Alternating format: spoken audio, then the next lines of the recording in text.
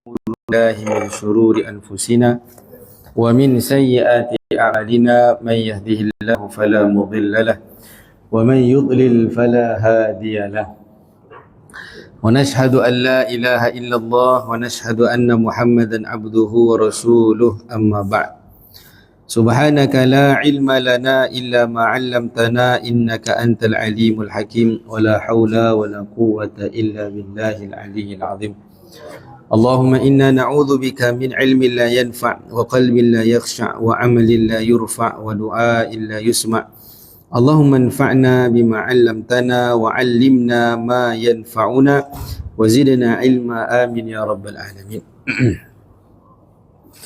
Alhamdulillah, thumma alhamdulillah. Saya kasih pengurusi dan barisan pengurusan surau, barisan Imam Bilal Ali Jawatan Kuasa, para hadirin, hadirat Jumaah Maghrib yang dirahmati Allah Subhanahu wa taala.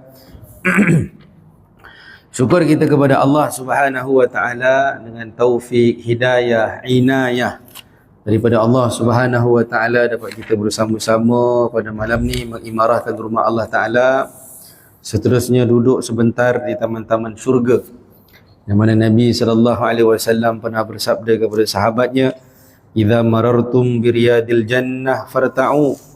Qila wa ma riyadul jannah ya Rasulullah? Qala hilakudz dzikr.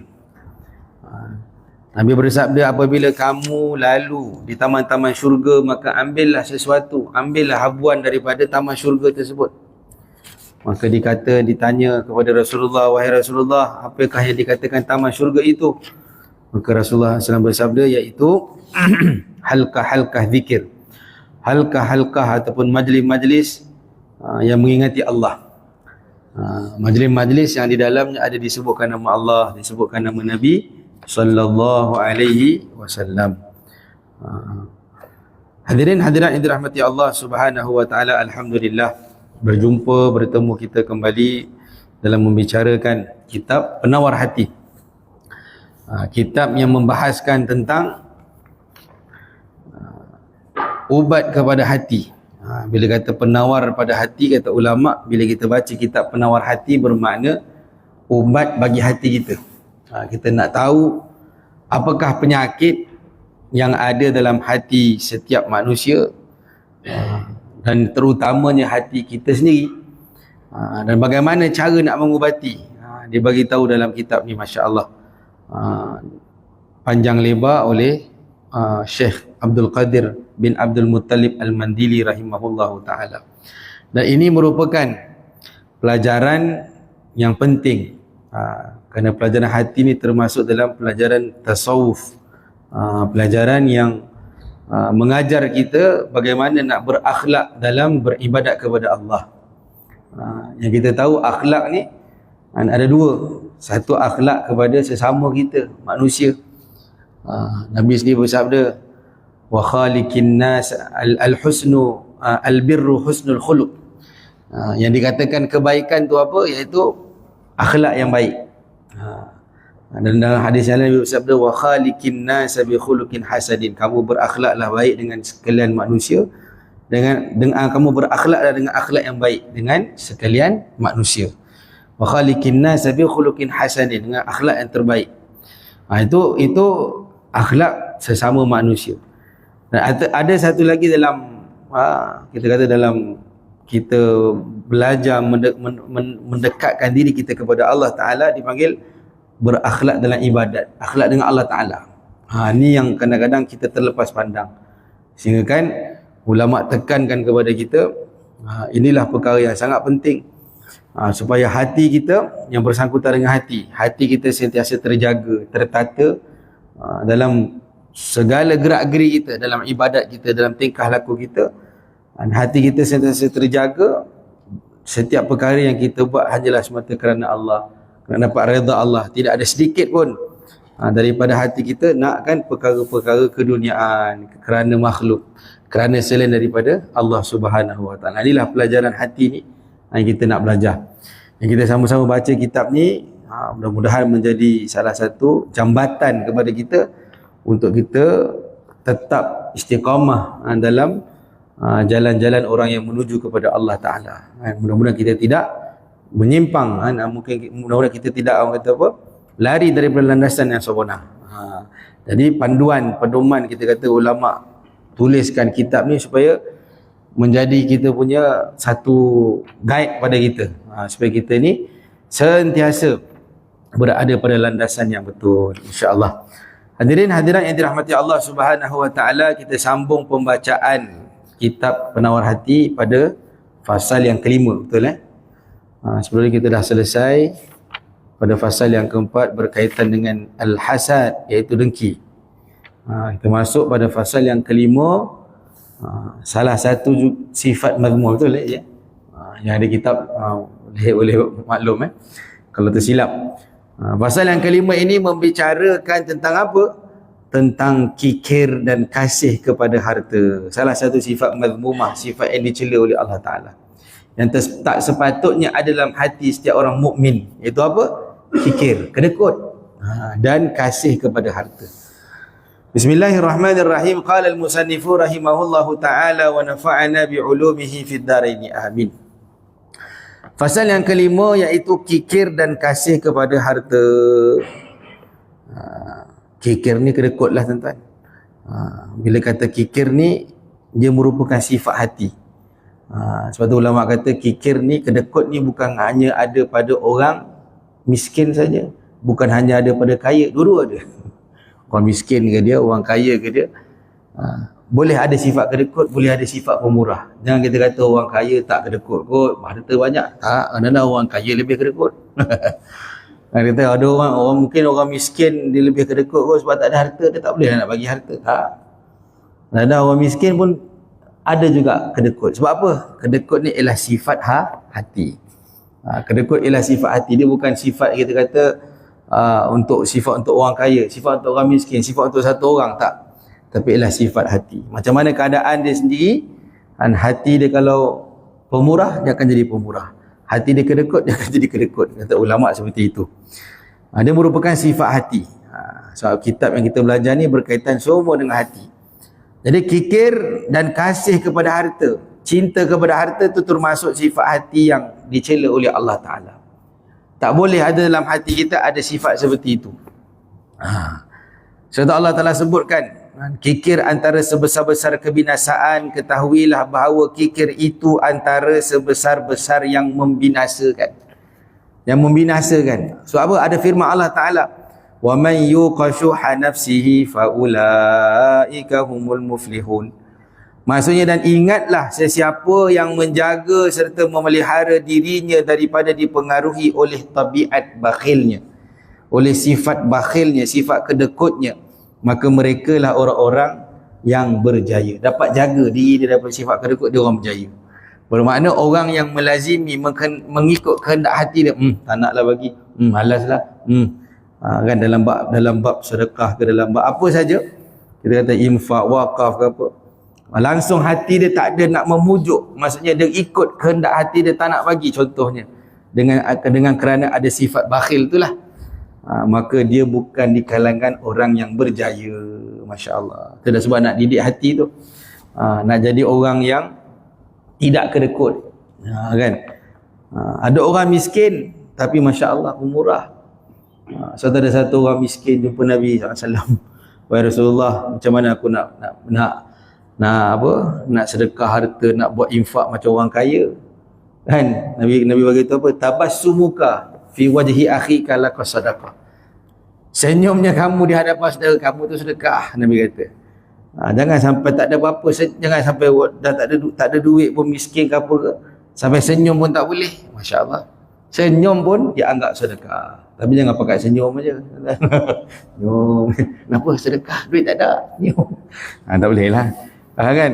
Jadi kita ajar tuan-tuan. Kata ulama, kena ajar diri supaya hilangkan sifat bakhil tadi. Akan datangkan dalam diri, nanti akan dibagi tahu apakah perkara yang boleh mendatangkan sifat dermawan dalam hati. Kan? Antaranya apa? Dia lazimkan dalam hati dia, segala apa yang di sisi dia semua akan binasa, dan apa yang diberikan itu semua akan kekal di sisi Allah Subhanahu wa ta'ala. Ma indakum yanfad wa ma indallahi baq, apa yang di sisi kita ni semua akan binasa. Tapi apa yang di sisi Allah yang kita bagi, yang kita hadiahkan, yang kita kata apa, yang kita sedekahkan, infakkan, wakafkan contohnya kan, itulah yang akan kekal di sisi Allah Subhanahu wa taala. Dan firman Allah taala, wala yahsabanna alladhina yabkhaluna bima atahumullahu min fadlih, al-ayah. Janganlah orang-orang yang kikir itu menyangka dengan apa yang Allah Ta'ala kurniakan kepada mereka adalah daripada limpah kurniaannya. Itu kebaikan bagi mereka, bahkan ia kejahatan bagi mereka. Allahu Akbar. Kadang-kadang ada orang dia rasa, ini harta aku yang punya, semua yang aku dapat ni semua hasil aku, maksudnya usaha aku. Kan? Maksudnya dia lupa sebenarnya itu semua pinjaman daripada Allah. Dan sebenarnya dalam harta dia ada hak orang lain juga. Contohnya dalam bab zakat kan. Sebenarnya zakat ni membersihkan harta. Kan, sedekah, infak ni adalah hadis Nabi, anfiq tunfaq. Kamu infak, kamu sedekah, maka kamu akan dibalas oleh Allah Taala. Sebenarnya orang yang makin banyak memberi, sebenarnya dia tak akan habis harta dia. Maksudnya apa? Dia akan diberi balik oleh Allah Subhanahu wa taala. Suatu ada satu kisah masyhur dulu kan. Kisah siapa? Sa'labah, sahabat Nabi. Sa'labah, apa nama penuh dia? Hatim Al-Khatib, Allah alam. Dia tu miskin. Tapi sahabat tetap mulia lah. Tapi ceritanya beliau ini menjadi iktibar untuk kita. Jadi Sa'labah radhiyallahu anhu ni dia miskin. Sampai satu ketika Nabi SAW tengok dia lepas sembahyang jemaah dia bergegah balik rumah. Maka Nabi tanya pada dia, wahai Sa'labah, Nabi suruh utuh orang tanya apa sebab. Dia kata, aku ni sangat miskin, tak ada baju, kongsi baju nak cukupkan, nak tutup aurat ni, kongsi dengan isteri. Cepat-cepat balik rumah supaya isteri boleh solat pula. Jadi dia kata, wahai Rasulullah, dia minta jumpa Rasulullah, wahai Rasulullah, doakan aku kaya. Jadi kalau aku kaya aku boleh buat macam ni, macam tu, macam-macam lah. Sampai beberapa kali sempat Nabi nasihat, tak cukup, jadilah kamu orang yang bersyukur kepada Allah, itu lebih baik. Tapi dia desak Nabi lagi, kata mintalah dengan Allah supaya aku jadi kaya. Maka kali ke berapa lah Nabi doakan dia supaya Allah bagi dia kekayaan. Dan Nabi SAW telah bagi dia 2 ekor, dalam riwayat tu Nabi bagi dia sepasang kambing. Dan daripada sepasang kambing tadi dia bela dan akhirnya membiak sehingga menjadi satu lembah daripada kambing. Berkah doa Nabi dan berkah hadiah daripada Nabi kan. Tapi ketika berlaku perkara tersebut, sehingga kan dalam riwayat tu kata sampai dia terpaksa pindah daripada Madinah, pindah keluar kota Madinah sebab tak muat dah kambing dia penuh. Diberi kekayaan, Allah nak bagi mudah-mudah insya-Allah tuan. Kan. Jadi sampaikan Nabi tak nampak dah dia sembahyang berjemaah. Kan. Sampai dalam riwayat kata bukan kata sembahyang berjemaah, sembahyang Jumaat pun tak datang. Maka Nabi hantar utusan, tanya ehwal rupanya dia dah jadi orang kaya besar lah. Kaya besar tapi terleka sikit kan. Jadi Nabi hantar utusan nak minta zakat. Tu nak jadi cerita. Minta zakat, dalam riwayat kata bila orang yang minta zakat daripada Nabi tu datang, dia kata dia macam dia enggan beri zakat. Dia kata ini macam tak tahu, Allah alam, dalam riwayat tu kata seolah-olah dia menafikan. Dia kata ni upti, ni wang apa? Wang cukai. Aku tak nak cukai-cukai. Dia kata, padahal dia kata ni zakat. Dah bagi tahu dah. Dia kata macam tu, seolah-olah macam tak nak bagilah, memang tak nak bagilah istilahnya. Maka jumpa dengan Rasulullah kata bukan Rasulullah kata, turun ayat Al-Quran.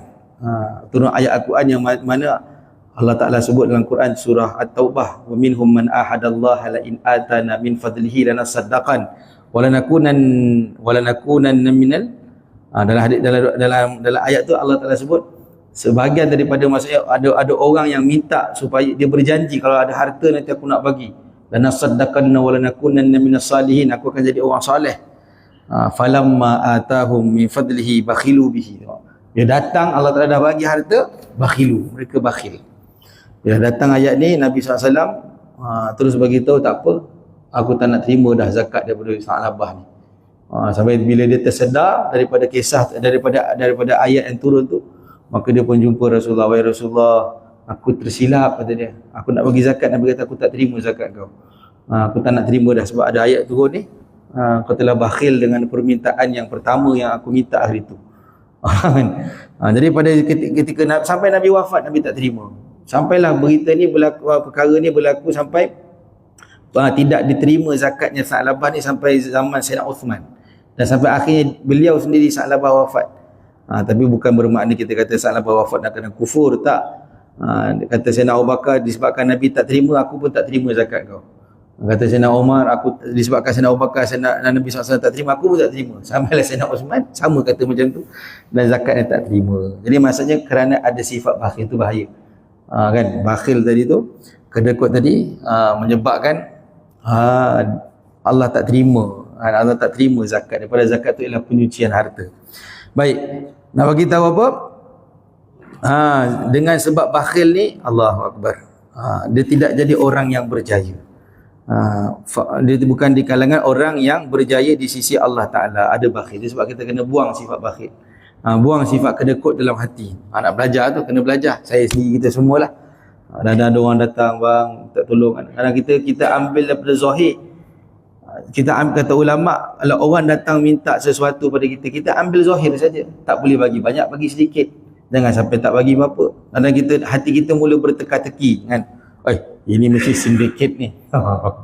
Kan, kau ni sini macam-macam kita tanyakan apa-apa. Lainlah kalau kita tahu, kalau kita jelas, kita nampak dia memang, orang kata apa, istilahnya memang ada dia punya tim dah, tu tak apalah. Ini kita tak tahu, kata ulama, ambil yang zahir je, bagilah apa kita nak bagi. Tak perlu kita nak kan, kita nak bertanya lebih, kerana apa yang kita bagi tu dah selesai, Allah dah terima dah, insya-Allah. Tu kejujuran tu berpihak, maksudnya daripada diri dia, dia dengan Allah Ta'ala. Jadi maksudnya itu antara, jangan nak ajar kita supaya tidak kita bakhil, tidak ada sifat kedekut, kikir pada harta, sayang kepada harta. Kan, satu Nabi kata, tiap-tiap umat ini dia ada fitnah, ada ujian dia. Wa fitnatu ummati al-mal. Ujian kepada umat aku ialah harta. Kan, takut orang, maksudnya Nabi takut umat dia ni dengan disebabkan ada harta, jauh daripada Allah kan, tak nak keluarkan zakat, tak nak bersedekah, tak nak berinfak. Sebab tu bila adanya orang yang ada sifat pemurah, maka di kalangan masyarakat tersebut tidak ada orang miskin.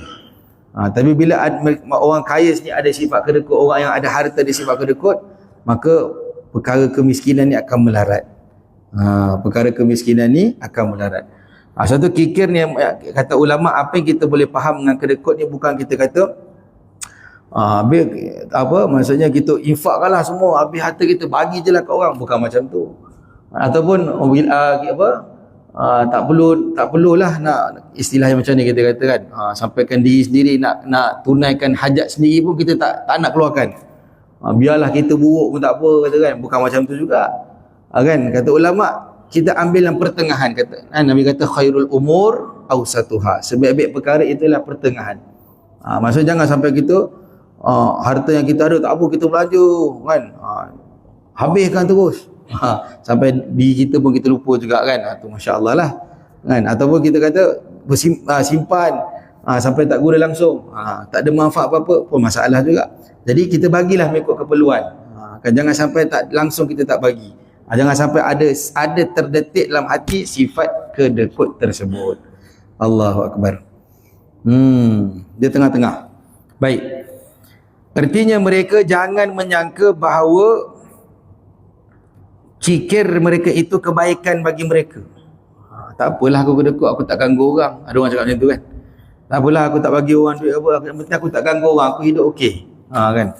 Sebenarnya perkara yang disangkakan itu ialah kan, orang yang kikir, yang apa ni macam tadi, kebaikan bagi mereka, bahkan kikir itu kejahatan bagi mereka selagi dijadikan harta yang mereka kikir itu kalung daripada api neraka pada leher mereka pada hari kiamat. Na'udzubillah min zalik.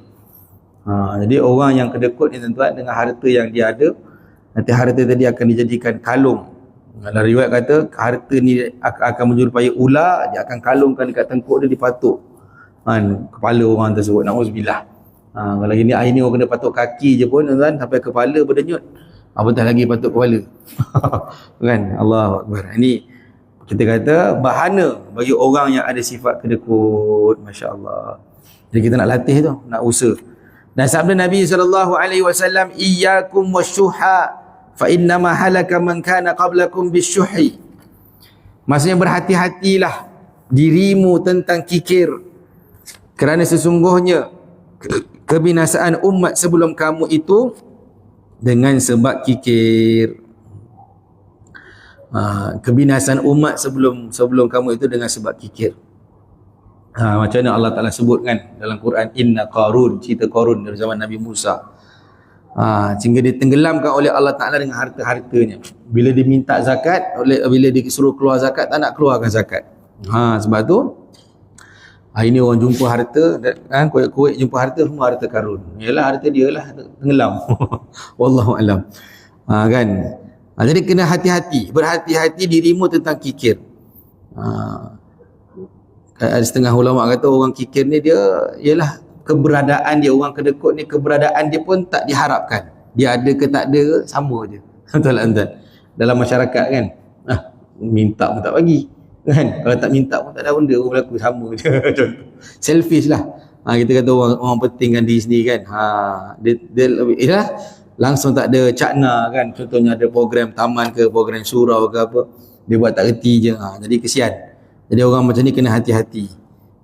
Kan, kena hati-hati. Digolongkan di kalangan orang yang tak berjaya. Na'udzubillahi min zalik. Kan, kerana ada orang ada wallahu alam, dia kata apa, sayang sangat harta nak bagi pada orang lain. Dia sayang sangat harta. Sedangkan apa yang ada pada kita ni semua pinjaman. Suatu kadang-kadang kata ulama, nak fahamkan diri kita bagaimana keadaan harta sebenar kita macam mana. Macam mana kita nak fahamkan diri kita? Itu sebab Allah sebut ma indakum yanfad wa ma indallahi baq. Apa yang di sisi kamu ni semua akan tinggal, semua akan binasa. Tapi apa yang di sisi Allah yang kita bagi sedekah, yang kita hadiahkan, yang kita wakafkan, itulah yang akan kekal di sisi Allah. Maksudnya apa? Pahalanya, ganjarannya Allah Ta'ala akan simpan nanti di akhirat. Tapi apa yang di sisi kita yang ada sekarang ni, semua ni semua akan hilang. Suatu bila satu orang yang meninggal dunia kan, kalau kita, biasa kita usah-usah kita duk ulang, semua harta-harta dia semua bukan milik dia dah, semua dipanggil harta waris. Itu kita nak faham, tak ada harta dia dah. Suatu yatba'ul mayyitu thalathun, akan mengikut jenazah tu tiga perkara. Siapa yang maluhu wa waladuhu wa amaluhu, kan, tiga, hartanya, anak isterinya dan juga amalnya. Dua akan balik, tapi satu yang akan tinggal. Dua ni harta je. Anak isterinya akan balik, tak ada cinta macam mana pun satu orang isteri anak kan pada dia, tak ada nak tunggu lama-lama kat kubur, kan. Tapi masa saya dekat saya pergi baru ni, saya keluar dakwah di Gua Musang, masih ada lagi di situ. Bukan masih ada lagi, maksudnya dia orang masih ada tradisi wallahu alam untuk menjaga kubur. Bila meninggal ni duduk situ berapa hari, 40 hari ke, saya tak pasti. Dia cakap masih ada lagi tradisi tu. Tapi duk buat amal lah, baca Quran apa semua, dia upah oleh keluarga. Masya-Allah. Jadi sayangnya satu orang pada mayat, jenazah, macam mana pun dia akan tinggalkan. Yang akan tinggal dengan dia ialah amalnya, Qurannya, zikirnya, puasanya, masya-Allah. Jadi kalau sedekahnya banyak, amal infaknya banyak, wakafnya banyak, itu adalah salah satu perkara yang kekal di sisi Allah yang akan bantu dia insya-Allah. Satu Nabi kata jangan kikir. Kan, apa saja yang kamu infakkan untuk Allah Taala, kerana Allah, semuanya di sisi Allah besar. Kan, man ja'a bil hasanah falahu asyru amsalihha. Apa yang kamu infakkan, apa yang kamu buat kebaikan, walaupun satu kebaikan, maka digandakan 10 oleh Allah Taala. Dan sabda Nabi sallallahu alaihi wasallam, thalathun muhlikatun syuhud muta'un wa hawan muttaba'un wa i'jabul mar'i bi nafsihi. Nabi SAW bersabda, 3 perkara yang menjadi sebab bagi kebinasaan. Pertama, kikir. Kikir, tapi dalam riwayat ni kikir muta'un, yang dituruti. Perasaan yang diikuti, kedekut. Sehingga ada setengah ulama kata kedekut tak dewa. Maksudnya apa? Kedekut yang diikuti. Dia boleh dia nak bagi, tapi di lubuk hati kecil, malah lah. Kan, takut sangat berkurang sedikit harta dia. Contohnya nak bagi sedekah ke, nak bagi hadiah ke, hatta nak melemparkan senyuman pun kadang-kadang was-was kita. Boleh ke senyum dengan orang ni? Kan, senyum je lah. Senyum, kan, apa Nabi kata, la taqiranna minal ma'rufi syai'an, jangan kamu anggap remeh satu perkara baik walaupun kecil. Walau antal ka akhaka biwajhin taliki, walaupun kamu bertemu dengan saudara kamu dengan wajah yang berseri-seri. Allahu akbar. Kena rasa besar setiap amal kebaikan. Masya-Allah. Itu yang pertama tadi, syuhun muta'un. Kan, kedekut yang dituruti. Kan, sifat tadi tu kita kata kedekut ni bukan jatuh pada orang pemurah ke, pada orang miskin ke, kan, pada orang kaya ke, tak. Tapi kedekut di hati. Ada orang hati dia perasaan nak bagi ke tak nak bagi ke tak nak. Tak kira lah dia kaya ke miskin. Sebab tu ganjaran orang yang tak ada harta tapi dia masih lagi cuba untuk nak berinfak di jalan Allah, itu lebih besar daripada orang yang ada harta tapi langsung tak bagi apa-apa. Kan? Ada orang tak ada harta tapi dia ada niat dia nak bagi walaupun sikit. Itu pun dah itu satu perkara yang besar di sisi Allah. Kan? Apatah lagi kalau orang yang memang masya-Allah digunakan harta. Itu sebab dalam hadis Nabi, dua jenis manusia yang tak boleh orang kata pun yang tak boleh, yang boleh kita hasad. Maksudnya kita berlumba dengan dua jenis manusia tadi. Ada dua, apa dia? Yang pertama, rajulun atahullahul Quran. Satu orang lelaki yang Allah beri dia nikmat baca Quran, dia baca siang dan malam. Ni kita kena cemburu. Kenapa orang ni boleh khatam sebulan 30 juzuk? Kan, kadang-kadang ada orang boleh khatam sebulan 2 kali 30 juzuk, masya-Allah. Jadi kita kena cemburu dan kita kena berlumba dalam bab Al-Quran. Ni lagi tuan-tuan, nak bulan Ramadan ni, kita kena all out lah dengan Quran. Bulan diturunnya Al-Quran. Kan, sekarang pun banyak tempat-tempat madrasah di sekeliling kita ni yang buat khatam 30 juzuk. Kan, alhamdulillah 4 cawangan madrasah kami tahun ni insya-Allah khatam lagi 30 juzuk. Kan, memang kita buat setiap Ramadan.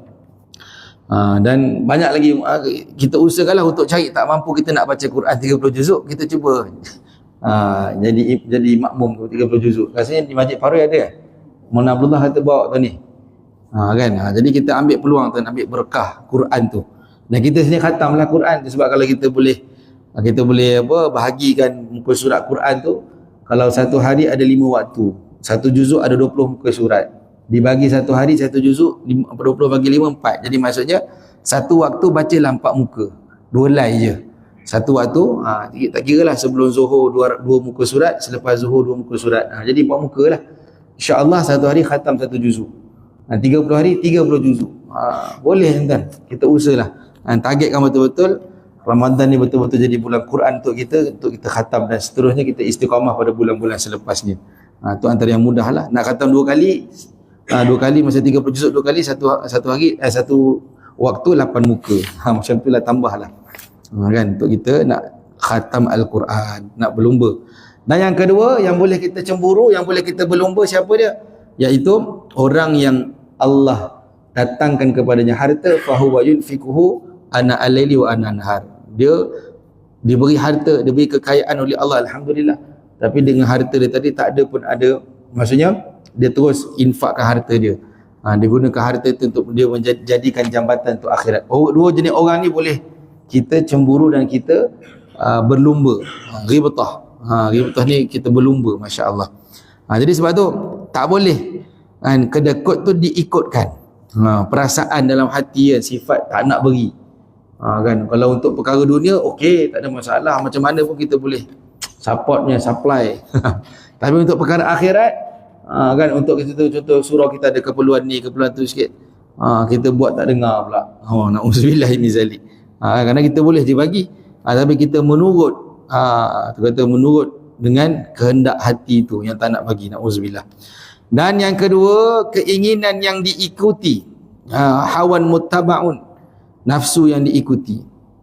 Nafsu ni tuan-tuan kata ulama, dia kita kena urus dia, kita kena ajar dia untuk tak kita orang kata apa, follow dia. Sebab tu kata ulama, nafsu ni antara makhluk Allah Ta'ala, nafsu ni makhluk lah, antara makhluk Allah Ta'ala yang mana bila kita ikut kehendak dia habis kita. Kan? Jadi macam mana nak usaha, kita ajar dia, nafsu ni kita kena ajar dia pada perkara kebaikan. Pada contohnya nak makan banyak, makan sikit. Maka lama-lama dia akan terdidik. Nak makan banyak, nak puasa. Kan, dia akan terdidik. Bila nafsu tu dah terdidik, mudah. Tapi kalau nafsu ni tak terdidik, ikut je lah. Sebab tu bila tu dia panggil hawa nafsu. Tu yang jadi macam lebih teruk dari binatang lagi. Na'udzubillah. Ikut hawa nafsu. Na'udzubillahi min zalik. Keinginan tu yang diikuti. Dan ketiga, i'jabul mar'i bin nafsih, iaitu mengagumi seseorang dengan dirinya. Ni semua 3 perkara yang dianggap kebinasaan. Mengagumi diri sendiri macam mana? Sifat ujub, dipanggil ujub. I'jab ni maksud ujub, maksudnya rasa aku yang paling baik, aku yang semua ni sebab aku ni, aku sifat keakuan tu. Dan rasa lebih hebat daripada orang lain, tu sifat ujub. Nanti akan kita baca antara salah satu sifat mazmumah yang kita kena tinggalkan, iaitu sifat ujub yang tak boleh ada dalam diri orang mukmin, mengganggu. Orang lain tak tahu pun dia bersifat seperti itu. Hati dia ada perasaan, dalam taman ni aku dah paling baik sekali, aku yang paling bagus, kan? Aku yang paling banyak sedekah, aku yang paling aku tu. Rasa diri dia lebih daripada orang lain, mengagumi diri dia sendiri, menyebabkan amal kebaikan dia semua haba'an manthura, tak ada apa-apa. Terbangan macam angin debu je. Na'udzubillahi min zalik. Dia kena tinggalkan lah. Jadi 3 perkara yang menjadi kebinasaan. Kan? Kedekut yang dituruti, keinginan hawa nafsu yang dituruti, dan juga mengagumi seseorang dengan dirinya sendiri. Allahu Akbar. Dan sabda Nabi SAW, as-sakhiyyu qaribun minallah, qaribun minan nas, qaribun minal jannah, ba'idun minan nar. Wal bakhilu ba'idun minallah, ba'idun minan nas, ba'idun minal jannah, qaribun minan nar.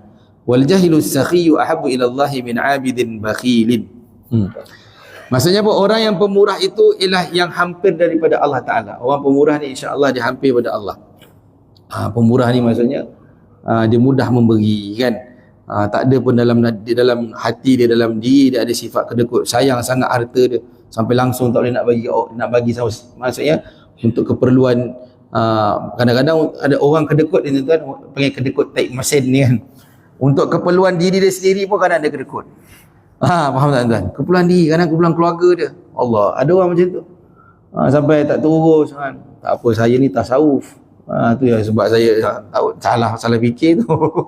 Kan, dia anggap diri dia dengan cupang camping. Sebenarnya dia tak menunaikan hak untuk diri dia juga. Kan, untuk kadang ada sampai tahap macam tu, kedekut sangat. Sampai keperluan dia pun tak apalah, kereta buruk biarlah, kan. Kereta pun dah macam nak roboh, kan, contoh. Tak ada, bukan boleh nak betulkan, ada je duit, tapi tak apalah, kita ni kena tunjukkan zuhud kita. Sudah, lain dah jadi, kan. Jadi orang yang pemurah ialah hampir daripada Allah. Lagi ia hampir daripada manusia. Orang pun suka, kan, orang pemurah ni. Kan, tahu insya-Allah kalau kita dengan tuan ni insya-Allah, kan, mudah kita ni untuk infak surau ke apa. Lagi ia hampir daripada syurga. Bila dah hampir daripada Allah Ta'ala, insya-Allah hampir syurga lah orang pemurah ni. Dan jauh daripada api neraka. Dan orang yang kikir itu jauh daripada Allah Ta'ala. Kedekut ni dia jauh daripada Allah. Tu jauh daripada manusia. Manusia sendiri pun tak suka. Kalau mintaan dia memang haram, kata contoh, takkan dapat. Lagi ia jauh daripada syurga. Syurga pun tak dapat. Bila tak dapat Allah Ta'ala, tak dapat syurga. Lagi ia hampir daripada neraka. Ini sifir dia, tuan-tuan. Untuk janganlah dalam hati tu ada sedikit, walaupun sedikit, sifat-sifat bakhil tu.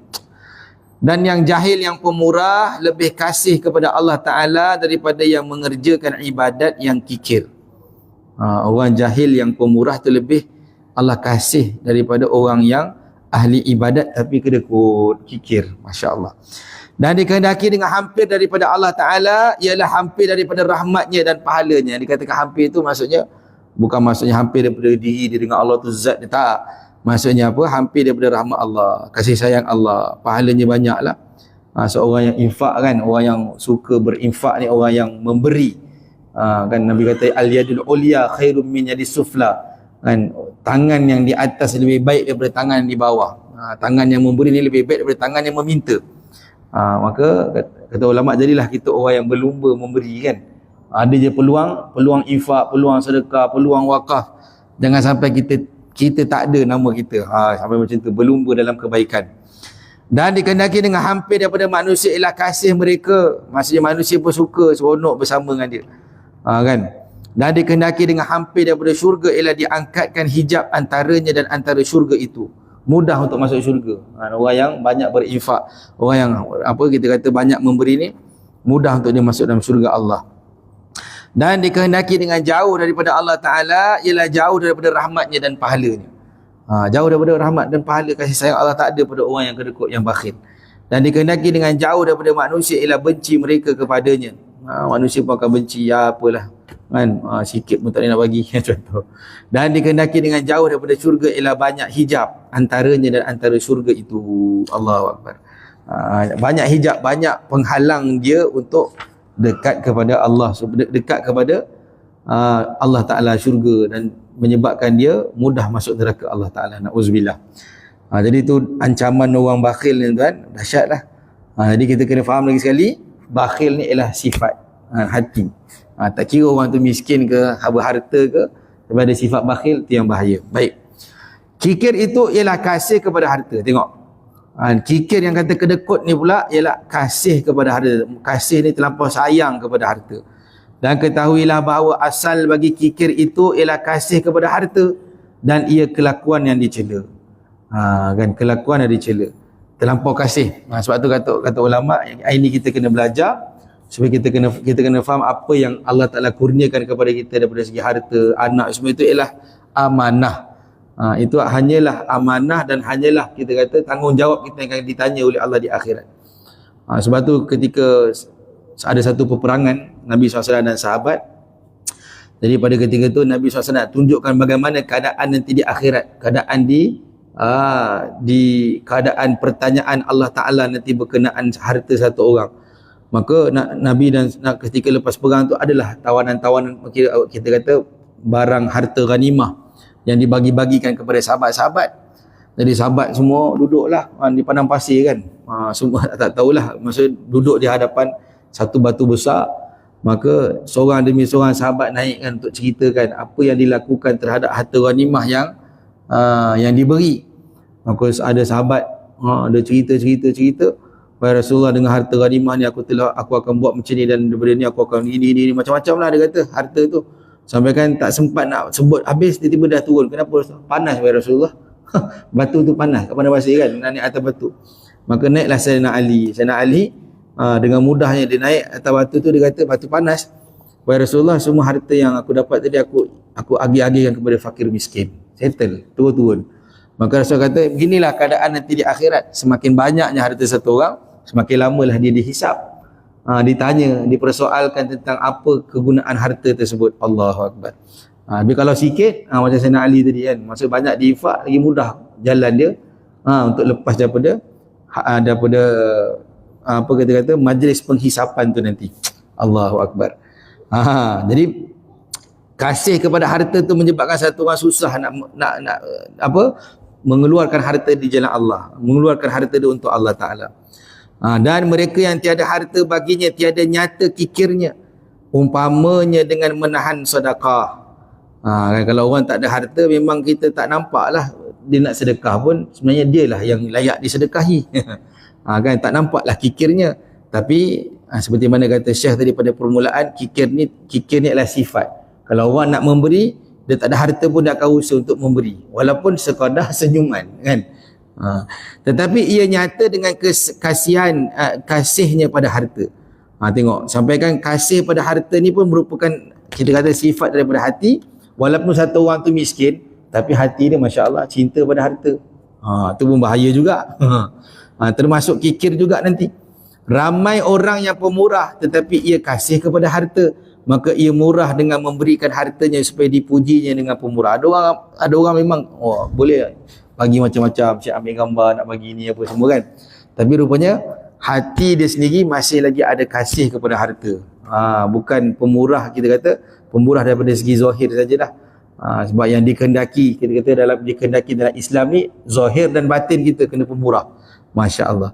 Dan demikian dicela juga pada syarak, kerana kasihkan harta itu melalaikan daripada mengingati Allah. Disebabkan ada kasih sayang pada harta tu, melalaikan satu orang daripada Allah Ta'ala. Itu perkara asbab lalaikan satu orang daripada Allah. Dan memalingkan hati kepada dunia, dan menangguhkan persangkutannya dengan dunia, hingga hati yang ada padanya terasa berat untuk menjumpai Allah Ta'ala. Sebab tu kan orang yang masih pemurah, kita masih pemurah lah, maksudnya orang yang kita nampak pemurah pun diuji oleh Allah Ta'ala hatinya pula. Hatinya masih ada cinta, masih ada kasih pada harta. Sebab tu macam apa kita kata, tengok kita Nabi SAW sendirilah kita ambil contoh kan. Sebab tu ulama kata Nabi ni bukan orang miskin. Kalau kita kata Nabi ni miskin, silap kita. Nabi ni kaya, tapi Nabi SAW ialah satu orang yang tidak menyimpan kekayaan, tidak mengekalkan kekayaan. Itu sifat Nabi. Ada harta, hari itu juga Nabi sedekahkan. Dan Nabi sendiri kata uhibbul masakin, aku cinta duduk bersama orang miskin.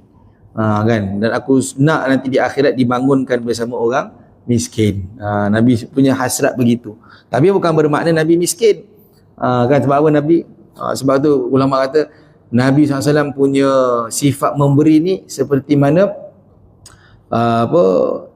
dahsyat lah, maksudnya saya lupa apa perumpamaan yang dia beri. Sifat memberi Nabi ni memang sangat dahsyat. Seolah-olah kita kata, kalau kata satu ruang yang besar tu, seluruh ruang tu Nabi memberi. Maksudnya Nabi punya sifat memberi ni luar biasa. Tak berkira lah, kita kata tak berkira. Jadi kita nak belajar seperti itulah tuan-tuan. Sebab Sayyidatina Aisyah radhiyallahu anha pun belajar perkara tersebut.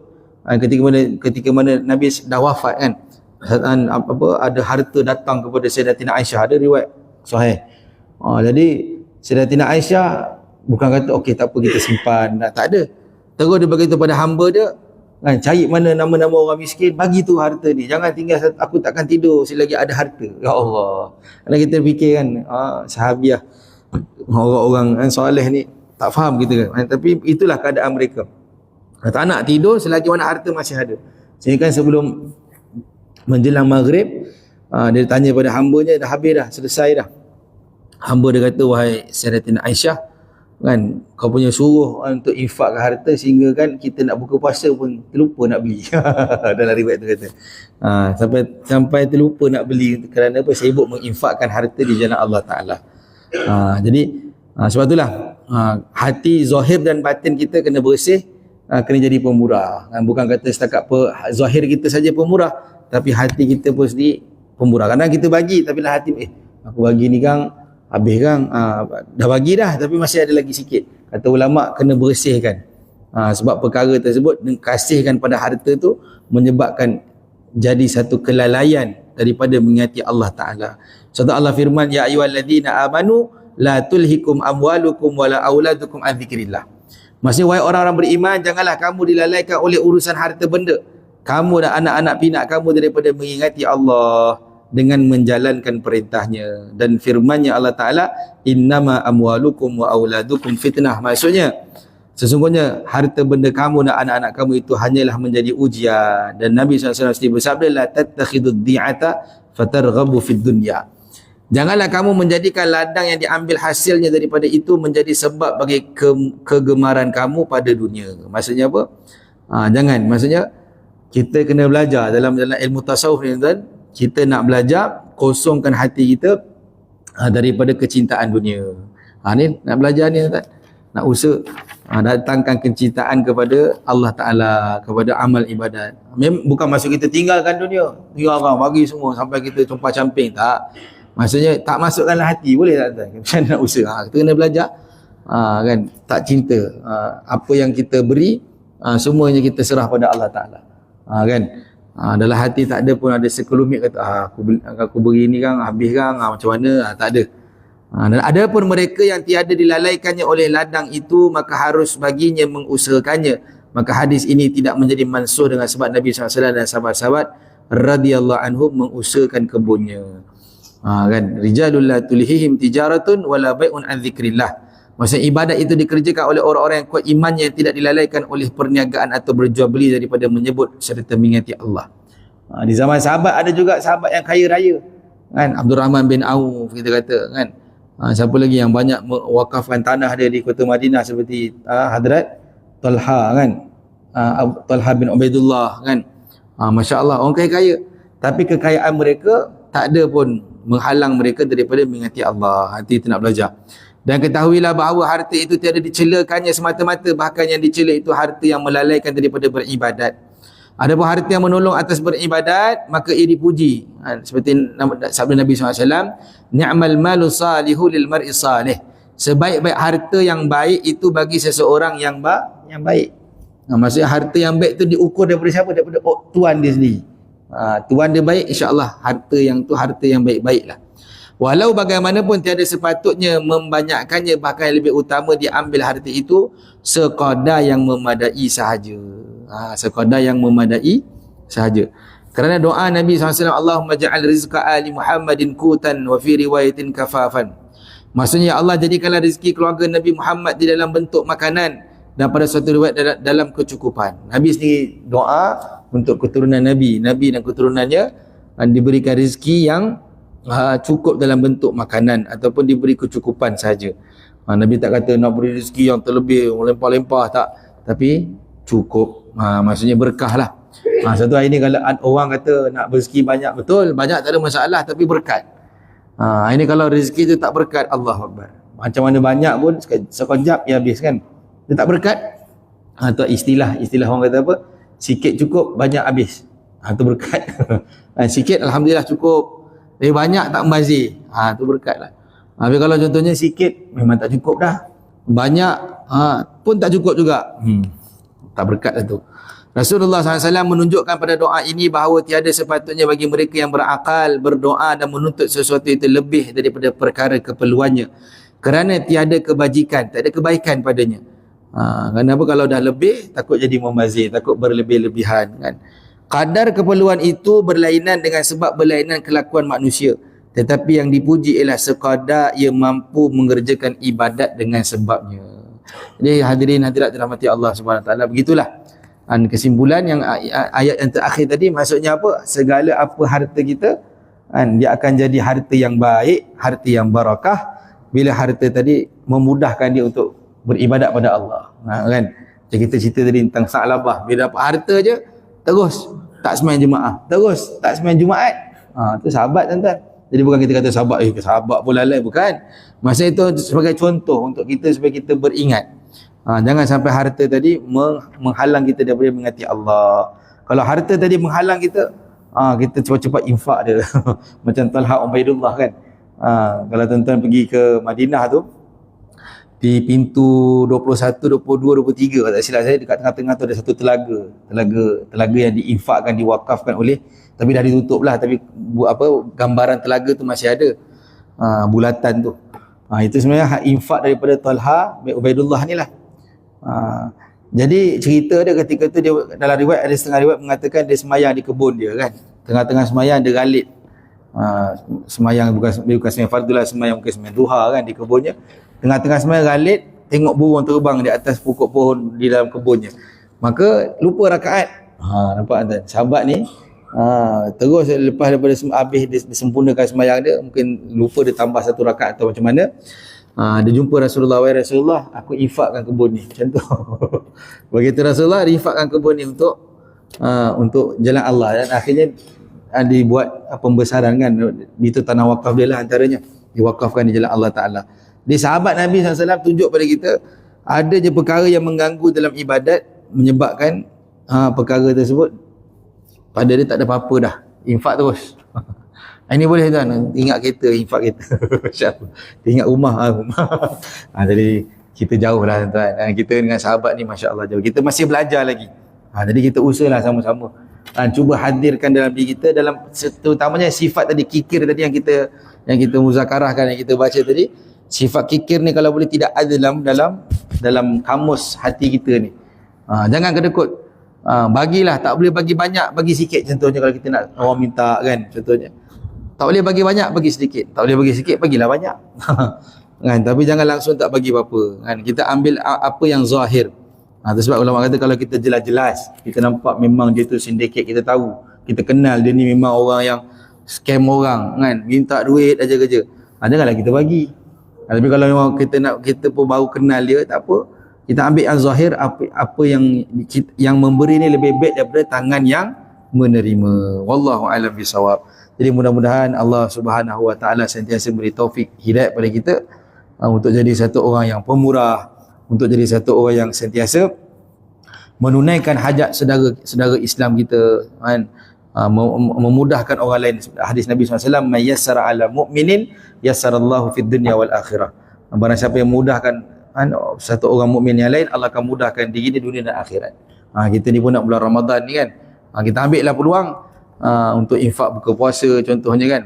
Tak boleh banyak sikit, tak boleh sikit banyak kan, bagi man fattara sa'iman kan, adalah hadis Nabi, orang yang memberi makan kepada orang yang buka puasa ni ganjaran dia besar. Kan, lebih-lebih lagi amalan dalam bulan Ramadan ni tuan-tuan digandakan oleh Allah Ta'ala seperti amalan fardu. Amalan fardu digandakan sehingga 70 kali ganda. Wa ana ajzi bihi, Allah kata amalan dalam amalan puasa ni aku sendiri yang akan beri unlimited pahalanya. Kan, tak tahu berapa banyak Allah nak bagi. Jadi mudah-mudahan bulan Ramadan ni ialah bulan Ramadan yang terbaiklah untuk kita kan, daripada sebelum-sebelum ni insya-Allah.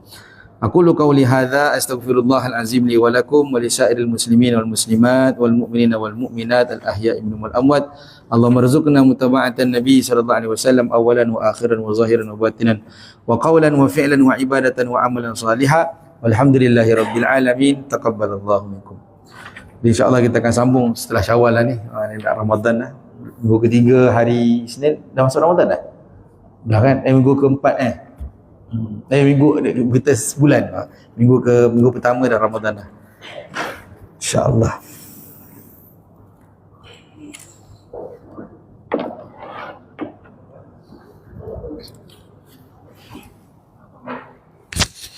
Terima kasih.